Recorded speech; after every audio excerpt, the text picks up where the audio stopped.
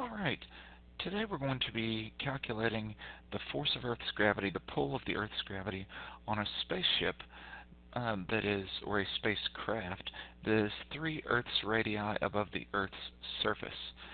Alright, so we're going to be calculating the force of gravity between these two things. Remember that any two objects in the universe that have mass attract each other. And we have a formula that relates and allows us to calculate that force of attraction. Alright, so I've gone ahead and pre-drawn the Earth in sort of a dotted line for the satellite's path. It actually sort of looks like a creepy blue eye or something. Just ignore that and let's put a little satellite in here. Perhaps that'll help. Alright, so great. So there we've got the satellite, and it is going to be orbiting around the Earth, and there it goes. And as it circles, now of course you remember that anything in circular motion has to have something, some sort of centripetal force holding it in place and keeping it in that circular path. Otherwise, it would just take off in a straight line. But what keeps it in the circular path in this case is the inward pull of the Earth's gravity. And so the Earth's gravity is actually acting almost like a string that's holding an invisible string that's holding that satellite in place as it whirls around in orbit around the Earth. All right, well, let's go ahead and set about solving the problem here. So now, in order to calculate the force of the Earth's gravity on this object, Newton's law of universal gravitation tells us that the force of gravity can be calculated by his constant times the product of the two masses of the objects divided by the distance between their centers squared. Alright, so in order to do this, we'll need the mass of the Earth, the mass of the satellite, and the distance between them squared, and g.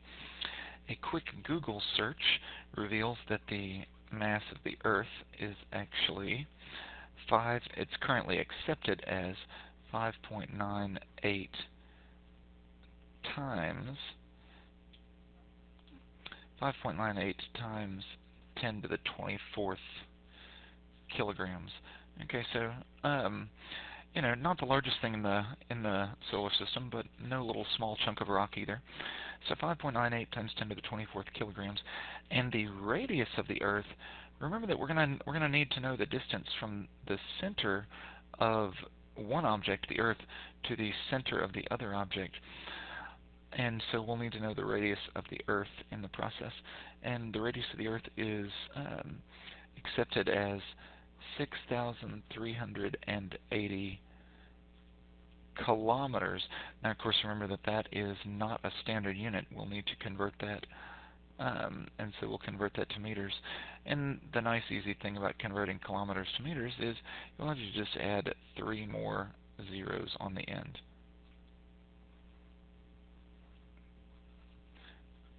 And so 6,380, and then 3 more zeros, and that's meters. So around 6,380,000 meters on average. Okay, now that's the radius of the Earth. Now, we see here that this spacecraft is actually orbiting 3 Earth's radii above the Earth's surface. And so that is actually its height above the Earth's surface. So if I were to make a little bracket here, that would represent the height h above the Earth's surface. And so h is actually 3 Earth's radii, which is represented as an r with a little e. And that value is 19,140 kilometers, which again we would want to convert to meters, and we'll do that in just a moment. Except, remember that we need the distance from center to center, and so that's the height above the surface. Since it says above the surface, we actually need to add 1 more radius to account for the radius of the Earth. So that's the height, but r in this case is actually 4 Earth's radii, which is equal to 25,520 kilometers, or 2.5 2.552 times 10 to the 7th meters. So 2.552 times 10 to the 7th meters. All right, and so that is actually going to be the R that we'll be using in our formula. And big G, which is actually a small number, is 6.67 times 10 to the, negative 11th. And I'm not going to trouble you with its units. You may look them up if you like. So anyway, there's all of our values, and now we just need to substitute and solve.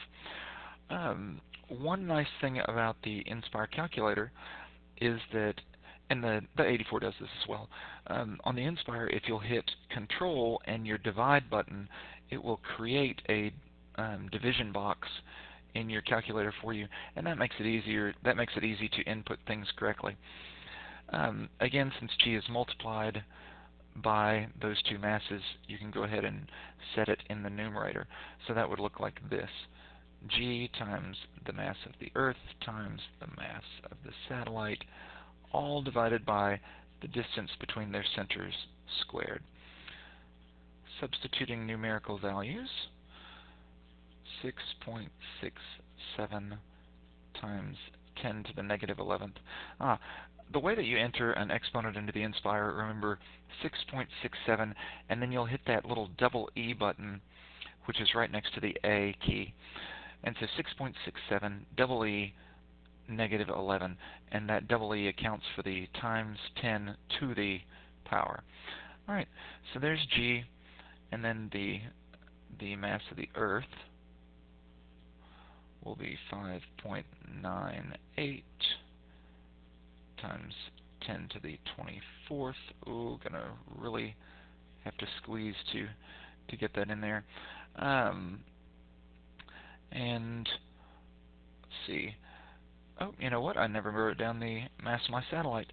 So I'll just quickly add that the mass of the satellite is equal to 2,350 kilograms, and kilograms is, of course, our standard unit. So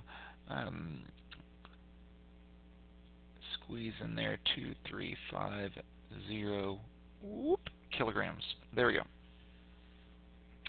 All right, and we'll divide that by r squared. Remember that r, we found a moment ago, remember a height of 3 Earth's radii and add one more, and so 4 Earth's radii gives us that many kilometers, which then converts to be 2.552 times 10 to the 7th.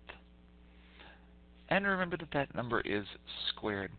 All right, so punch all that into your calculator, and when you do, you will find that the force between the two objects is 1,439 newtons, and that is a rounded number. Don't take my word for it. Go ahead and punch it in yourself and find that. And that is how we find the gravitational force on a satellite by the Earth. All right, thank you.